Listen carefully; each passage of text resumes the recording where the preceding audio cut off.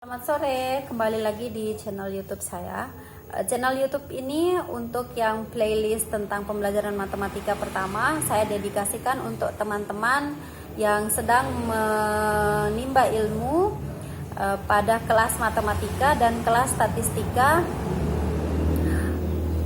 Pokjar Lombok Barat dan Pokjar Lombok Tengah semester 3 dan semester 5 UPBJJ UT Mataram. Nah, pada video kali ini saya akan berbagi kepada teman-teman tentang materi ukuran kemiringan.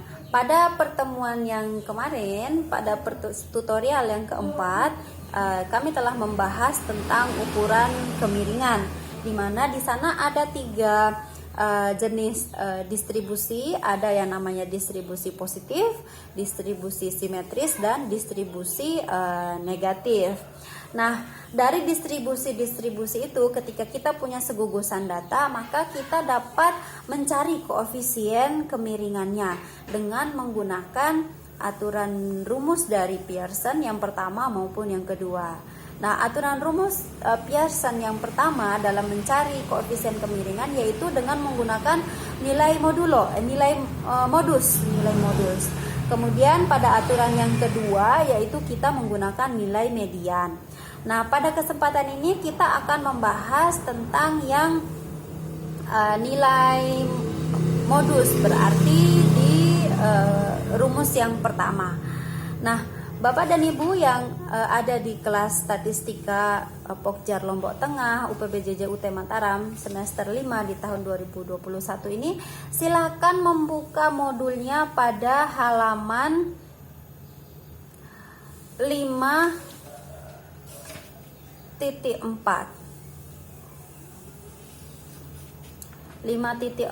sampai 5.3 sampai 5.4. Di sana ada contoh-contoh, ada rumus-rumusnya. Nah, lalu di sini saya akan membahas satu contoh. Sebentar, pilih dulu contohnya.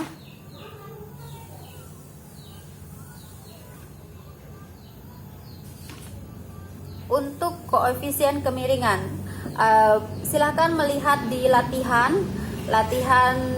nomor 1. Di sana ada data mengenai tinggi badan siswa dalam sentimeter.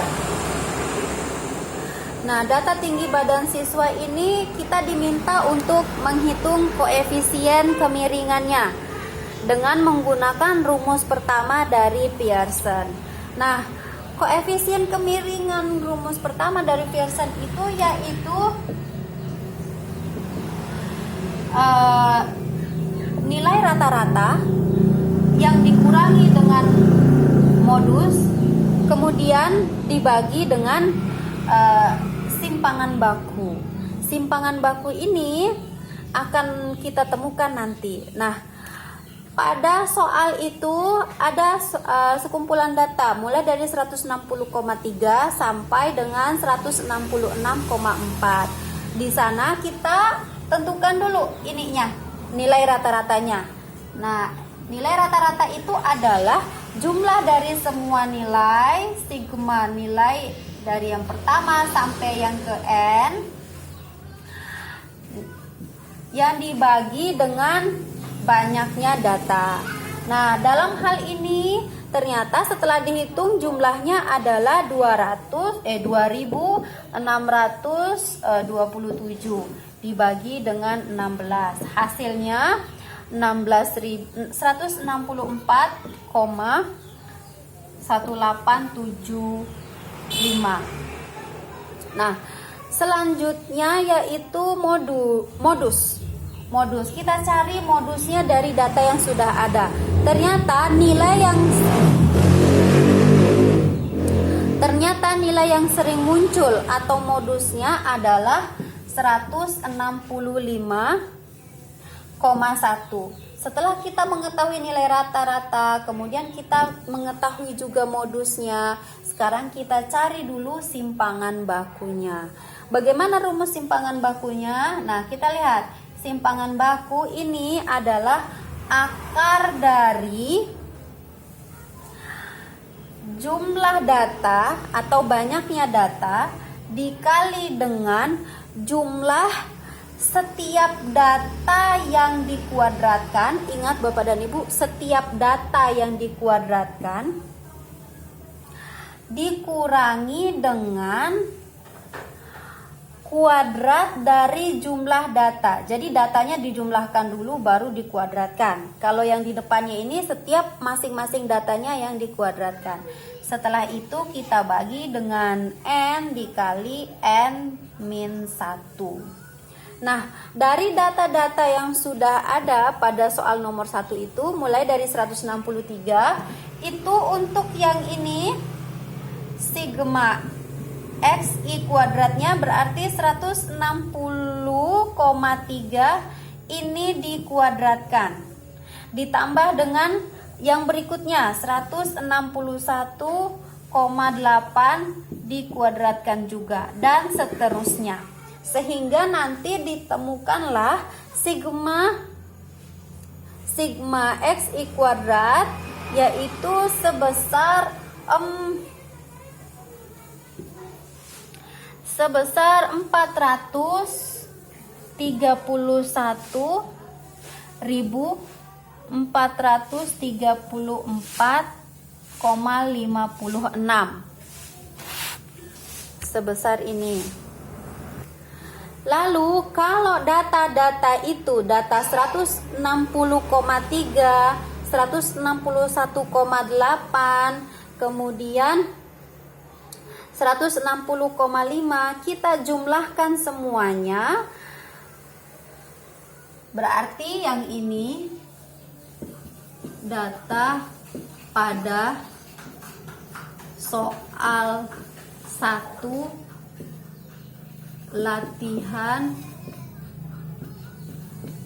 halaman 5.6.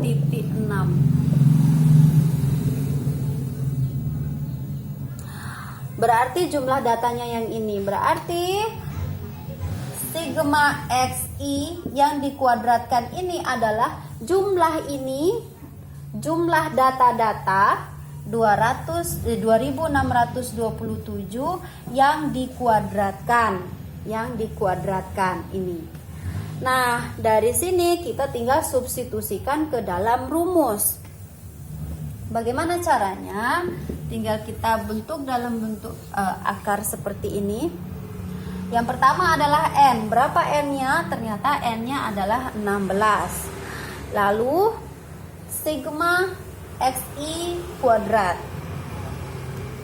431.434,56 dikurangi dengan hasil kuadrat ini 6.901.129 dikurangi 6,901.129. Nah, setelah itu kita bagi dengan 16 kurangi 1. Sehingga di sana ditemukanlah hasilnya sama dengan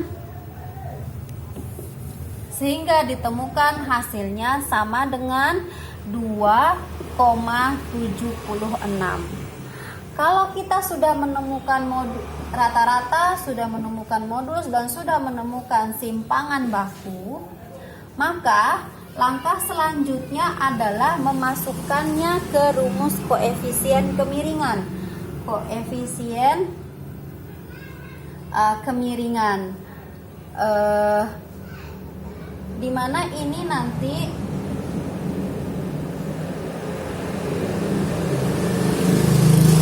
koefisien kemiringan berarti nilai rata-rata ini 164,1875 dibagi dengan simpangan ini dulu dikurangi Modulonya 165,1 dibagi dengan 2,76. Ternyata hasilnya adalah negatif 0,331. Kalau dia negatif berarti data-data yang ada pada soal nomor 1 latihan halaman 5.6 itu berdistribusi negatif. Seperti itu. Mudah-mudahan penjelasan singkat ini dapat mendukung penjelasan yang ada pada halaman 5.6 dan 5.7 dalam modul statistika. Terima kasih.